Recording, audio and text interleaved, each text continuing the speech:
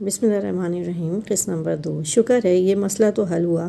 گھر والوں کی بھی مصروفیت نے دانیال کو خاصا مطمئن کر دیا تھا، مگر ابو اس ساری صورتحال سے بے خبر تھے۔ انہیں یہی کہا گیا تھا کہ دانیال فی الحال شادی پر راضی نہیں ہیں، امامہ کے ساتھ پر راضی نہیں ہیں، یہ بات چھپائی گئی تھی۔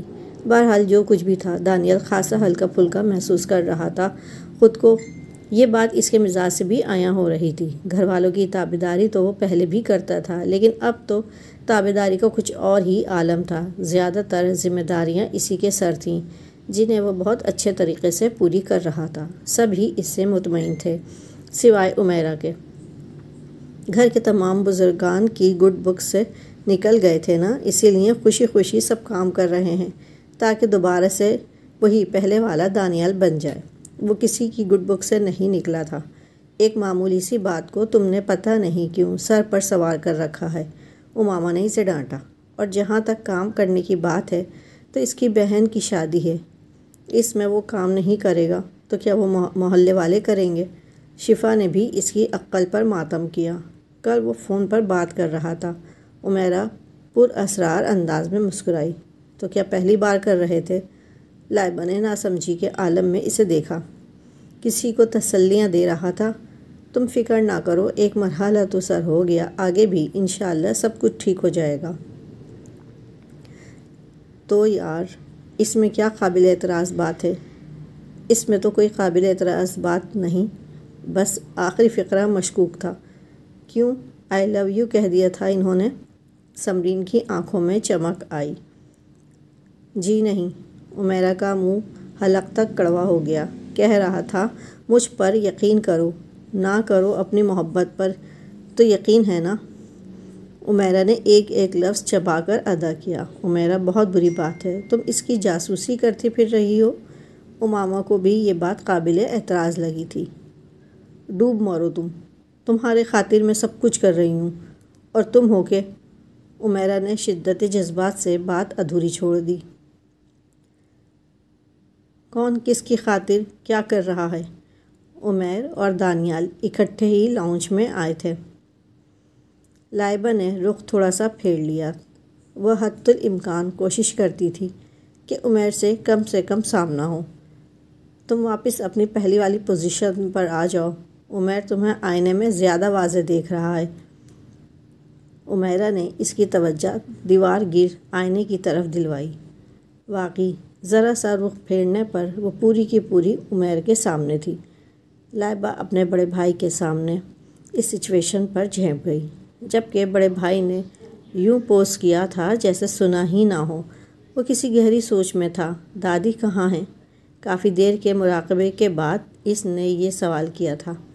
امی کے ساتھ وقار انکل کے ہاں گئی ہیں، ان کا ایکسیڈنٹ ہوا تھا نا؟ لائبہ نے اپنی امی کے کزن کا نام لیا۔ اچھا ٹھیک ہے لائبہ، ایک کپ چائے تو بھجوا دو میرے کمرے میں۔ وہ تھکا سا اٹھ کھڑا ہوا۔ لائبہ کی شادی میں اب کچھ ہی دن رہ گئے ہیں، اس لیے ہم اس سے کوئی کام نہیں کراتے۔ لائبہ اٹھنے ہی والی تھی کہ عمیرہ بول پڑی۔ نہیں بھائی، میں بنا دیتی ہوں۔ لائبہ کو اچھا نہیں لگا تھا اس کا کہا ٹالنا۔ نہیں واقعی تم رہنے دو، عمیرہ بنا دے گی۔ عمیرہ چائے کمرے میں ہی دے دینا۔ وہ کہہ کر رکا نہیں تھا۔ عمیرہ تب کر رہ گئی۔ خدمتیں کروانے کو رہ گئی ہیں گھر کی لڑکیاں، شادی کریں گے باہر کی کسی ترہدار حسینہ سے۔ عمیرہ بڑبڑاتی ہوئی اٹھ کھڑی ہوئی، جانتی تھی کہ اگر وہ نہ اٹھی تو لائبہ سے رہا نہیں جائے گا اور وہ کچن میں پہنچ جائے گی اپنے بھائی کو چائے دینے۔ لائبہ کو واقعی آج کل وہ کچن میں جانے نہیں دے رہی تھی۔ کیسے کیسے خیالات آتے ہیں عمیرہ کے ذہن میں۔ اس کے اٹھنے کے بعد وہ دل کھول کر ہنس رہی تھی۔ ترہدار حسینہ کی بھی خوب کہی۔ ہمارے گھر کے لڑکوں کا مختصر سا حلقہ احباب ہے، اس میں کہاں گنجائش ہے کسی ترہدار حسینہ کی؟ یہ ان سب کا مشترکہ خیال تھا، جو ٹھیک ایک ہفتے کے بعد غلط ثابت ہو گیا۔ دانیال نے امی کو لے کر جیولر کے ہاں جانا تھا۔ ان سب نے بھی اپنی نہ ختم ہونے والی شاپنگ کرنی تھی، سب ہی ساتھ ہو لیں۔ امی کو جیولر کے ہاں ڈراپ کر کے وہ انہیں مین مارکیٹ لے آیا۔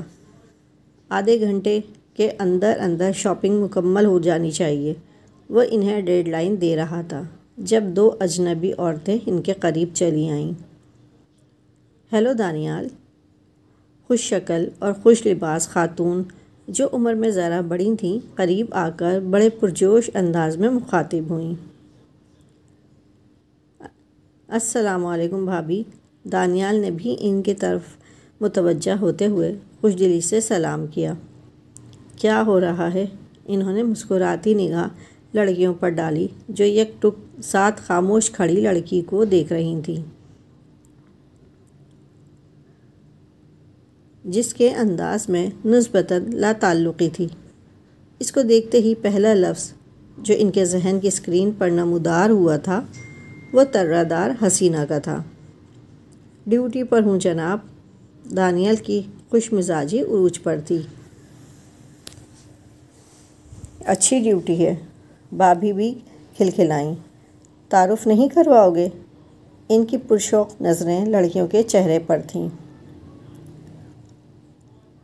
بالکل، یہ عاظم بھائی کی مسز ہیں، اسامہ کی بھابھی، اور یہ ان کی سسٹر حوریہ ہیں، اور بھابھی یہ لائبہ ہے، یہ شفا، سمرین اور عمیرہ۔ امامہ کو امی کے ساتھ جیولر کے ہاں چھوڑ کر آیا ہوں۔ امامہ کا ذکر نہ جانے اس نے کیوں کیا تھا۔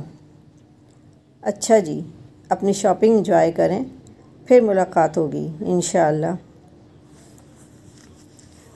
دانیال، تم ان لوگوں کو لے کر کبھی گھر آؤ نا، انہوں نے رخصت ہوتے ہوئے دعوت دی۔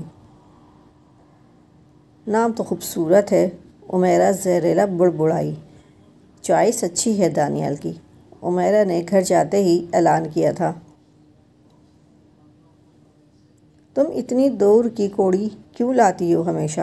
امامہ نے سر پکڑا۔ اور تم ہمیشہ اتنی خوش گمانیوں میں کیوں رہتی ہو؟ عمیرہ نے سینڈل اتار کر پاؤں دباتے ہوئے جواباً استفسار کیا۔ ویسے مجھے لگ رہا ہے اسی بار عمیرہ سچ کہہ رہی ہے۔ لائبہ کی آواز پست تھی۔ لو جی، یک نہ شد دو شد، شفا نے ہنسی اڑائی۔ نہیں شفا، کل دانیال بھائی امی سے خوب بحث کر رہے تھے کہ اسامہ بھائی کی فیملی کو شادی میں انوائٹ کرنا چاہیے۔ ہائے، وہ سب سیدھی ہوئیں۔ یہ تو ناممکن سی بات ہے۔ ہاں، اور وہ کہہ رہے تھے کہ میں محی چچا سے خود بات کروں گا۔ پھر تو معاملہ گڑبڑ تھا، اگر وہ اس حد تک اسٹینڈ لینے کی سوچ رہا تھا۔ دونوں گھرانوں میں اگرچہ قریب کی رشتہ داری تھی، لیکن تعلقات میں بڑی گہری دراڑیں پڑی ہوئی تھیں۔ آنا جانا کئی سالوں سے بند تھا۔ عزیز رشتہ داروں کے گھر کسی تقریب میں ملاقات ہو بھی جاتی تو سلام دعا سے زیادہ نہیں بڑھی تھی۔ عاقف بھائی کی شادی 2-3 سال پہلے ہی ہوئی تھی، اور یہ اتفاق ہی تھا کہ ان کی مسز سے ابھی تک ملاقات نہیں ہوئی تھی۔ قصوروار پتہ نہیں کون تھا۔ دراصل محی چچا کی شادی اسامہ کی پھپھو کے ساتھ ہوئی تھی۔ دانیال کے دادا اور اسامہ کی دادی فرسٹ کزن تھے۔ سامیہ کے ساتھ شادی اگرچہ بڑوں کی رضامندی سے ہوئی طے پائی تھی، لیکن محی چچا نے ٹوٹ کر ان سے محبت کی تھی۔ لیکن سامیہ چچی کے مزاج میں عجیب ٹھہراؤ سا تھا۔ وہ محی چچا کی محبتوں کی شدتوں کو محسوس تو کرتی تھیں، لیکن جواباً ان کے انداز میں وہ گرم جوشی اور والہا پن محسوس نہیں ہوتا تھا۔ 3 سال تک وہ محیب الرحمن کے گھر میں رہیں۔ اللہ کی مرضی کہ اولاد بھی نہ ہوئی، وگرنہ شاید حالات اس نہج تک نہ پہنچتے۔ سامیہ چچی دراصل اپنے خالہ زاد کزن سے محبت کرتی تھیں، اگرچہ شادی کے بعد وہ اس خیال کو دل سے نکال چکی تھیں، لیکن لاشعوری طور پر محیب چچا کو دل میں وہ مقام نہ دے پائیں جس کے وہ حقدار تھے۔ ان کی طبیعت میں جو جمود شادی کے بعد آ گیا تھا وہ کسی سے پوشیدہ نہ تھا۔ پھر پتہ نہیں کیسے محی چچا کو ان کی زندگی کے اس عشق گمشدہ سے آگاہی ہو گئی جو وہ ہمیشہ کے لیے اپنے دل میں دفن کر چکی تھیں۔